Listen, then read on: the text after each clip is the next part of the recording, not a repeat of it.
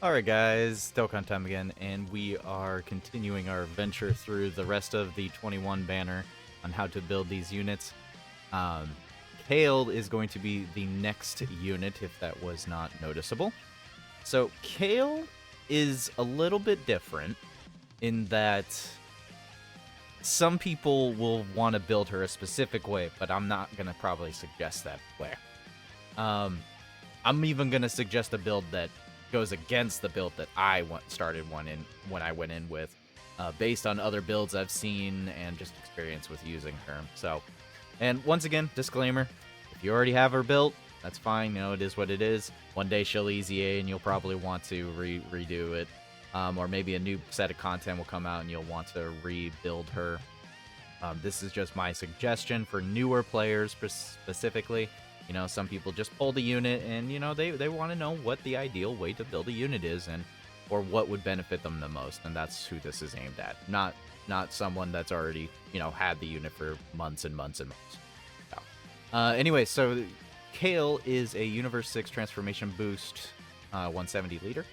And then she gives full power and Universe Survival Saga the 200% buff. So that pretty much leaves a very minuscule 200% team, in all honesty. It's basically Universe 6 team 200% buff. You got a couple transformation boosts with full power that could take a benefit of her 200% boost. Very few, but definitely some. It's not the worst 200% lead, but it's not the best either. So first, you'll probably notice that Kale only greatly raises attack for one turn in this form, in her Berserk form.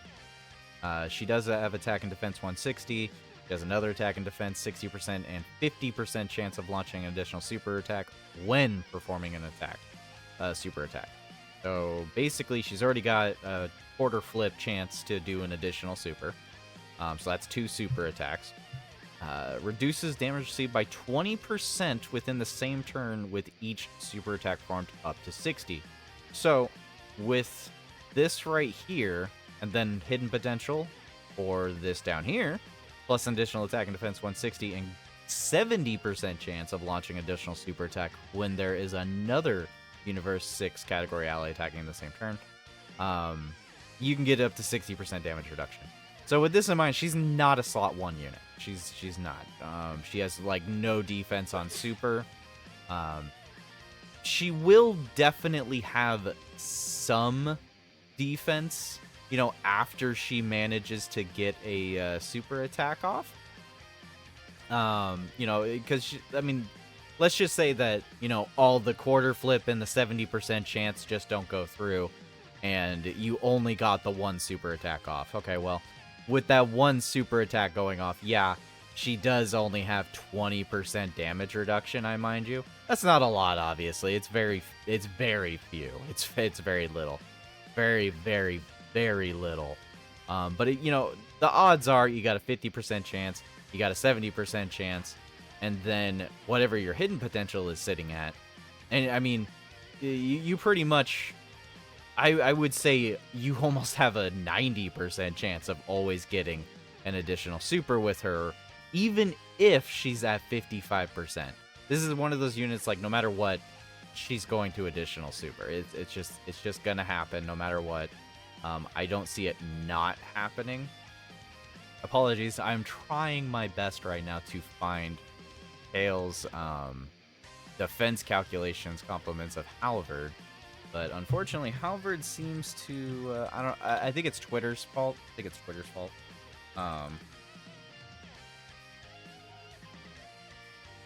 Okay, I found it.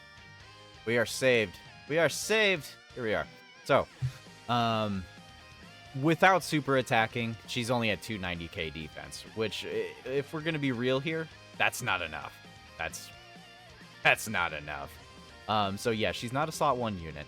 And when she's in her Berserk form, as you can see right here, like, once she super attacks, she's only at 460. If you have a 40% support on the rotation, then yeah, she'll be roughly around the 500k marker. Now keep in mind, if she triple supers, then that's 500k with 60% damage reduction. So even if a 1 million super attack came at her, I mean, she would still be able to tank that. She would still be able to tank a 1 million super attack, because the way the damage calculations work is that the super attack is going to be coming in at her. The damage reduction will kick in first, so that 50% damage reduction will kick in no matter it. I'm lowering the amount that the damage will be at, or I'm increasing the amount that the damage would be at. So if a 1 million super came out, that means 500k is going to come out. She's already got 500k built up no matter what, so I mean she's tanking that other 500k. So she'll be fine if she triple supered, you know, if a super attack came at her. But that's post super. So defense, she's not absurdly good defensively until she super attacks. And I really cannot stress how much you need to keep aware of that. And the fact that you need a Universe 6 ally, which does play also into her transformation, which is right here when she goes Super Saiyan 2 Kale. I forgot to mention she does transform on the 4th turn as long as there's a Khalifa on the team, or it's after she performs 6 super attacks. So that could be really quick, that could be taking a while. It really just depends on how lucky your RNG is with super attacks. But once Kale transforms into a Super Saiyan 2, she has raised attack and defense on super, and then she has a 30% chance to crit in her super attack. This is a very rare thing. Most units do not have built-in crit into their super attacks. Very far and in between. Her and like Super Vegeta do. Super Vegeta is a guaranteed crit though. This is only a 30% chance. 30% chance to crit is equivalent to your hidden potential being at 15 crit. So just keep that in mind. Because critical has a 2% chance of going off based on 1 crit in your hidden potential. So, she does have defense plus 100% for 6 turns from when she comes in. So just keep in mind, if she transforms on, let's just go with turn 5, then that means she will have that extra defense boost up until turn 11, and then she will lose that defense boost.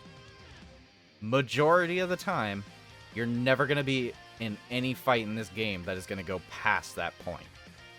More than likely, you will kill the boss before you lose this. More than likely. But anyways, attack and defense 200, additional attack 120, and launches 2 additional attacks, each of which has a 30% chance of becoming a super attack when performing a super attack. So the only thing I don't like about her passive is this part right here. She's got these 30s. 30 is a very tiny, minuscule amount of a chance to be going off. 30 is almost nothing in all given honesty. I have had turns where this girl just does 1 solid super attack, and then she does 3 freaking normals, and she does no damage, she has no defense, and she kind of honestly gets a little bit rocked. But she does have things in her passive that do help her in these kind of instances. Like she does have a 50% chance to guard, which I hate this freaking... They really need to get rid of this unless they actually are going to start telling us when the unit guards.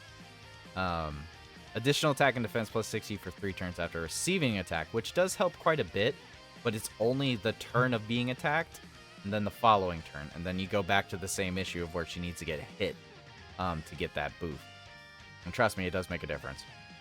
She also does have another defense plus 160 and guards all attacks when there is another Universe 6 category ally in the same turn. So when I say you need a Universe 6 category ally on the team, I'm really not joking.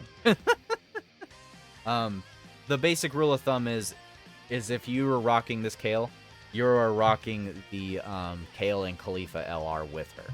Because both of these 2 units need each other to be good. You just do. Not to mention they're their best link partners, 6 out of 7 links. The other reason it's not 7 is because Kale and Khalifa have legendary power because they're an LR. Whereas I think it's Saiyan lineage that they're missing. Are they missing Saiyan lineage? Yeah, they're missing Saiyan lineage otherwise, which is unfortunate because Saiyan lineage is a good link for attack and defense boost. But anyways, so with all of that in mind, you're probably wondering, okay, how do I build her? Well, she has built-in crit already. So this is the first build that most people go with, is they go with an additional build, full additional, put the rest into dodge, and then they just let her crit. They let her 30% chance to crit in the Super Saiyan 2 form and just go off. Now, alternatively, what I would highly suggest is I would go for this build, because the damage that this unit can do, especially with 2 dupes, I mind you, 2 dupes, is just absurd. It's just absurd how much damage she can definitely output. And as long as she's getting super attack, she's defensively up. She's perfectly fine defensively. If we want to go take another look over at Halvard over here, I mean, let's see here. Without support, on just 1 super attack, she's at 500k defense. 2 super attacks, she's at 600. Triple, 700, 800 for a quad. If she's received an attack, that turn and the next turn, on 1 super attack, she's at 800k. On a double super, she's at 900. At triple super, she's at 1.1, almost 1.2. And then at a quad super, she's at 1.4. And then, if you have a 40% support, she's at 860k on 1 super. 1 million defense on a double super, which is ideal. And then triple, she's at 1.2. And then quad, she's at 1.4, almost 1.5k. 1.5 million defense. I said K, but it's 1.5 million defense, which is quite a bit. But it's still up to RNGesus, and at the end of the day, she will be guarding all attacks as well, so long as you have this Kale with her. So there's that to keep in mind. I've done some challenge runs, thanks to Archie, with this unit, and if you put crit into this unit in the Kale Berserker form, the amount of damage that she's doing is just so absurd. It's really, really absurd. If you didn't notice, like, the Kale Berserker form actually has probably better damage output, because she's greatly raising attack on super. She has a 50% chance of launching additional super here, and she's got a 70% chance of launching additional super here. She's got all of this this attack here. She's got the defense damage reduction here. She's got extra built-in attack up here. She's got a lot of attack in the Berserk form, so long as you have Khalifa on the rotation with her. So I really can't, like, stress enough, like, this is the best attacking formation, and then you go into a slightly more reliable defensive position into the Super Saiyan 2.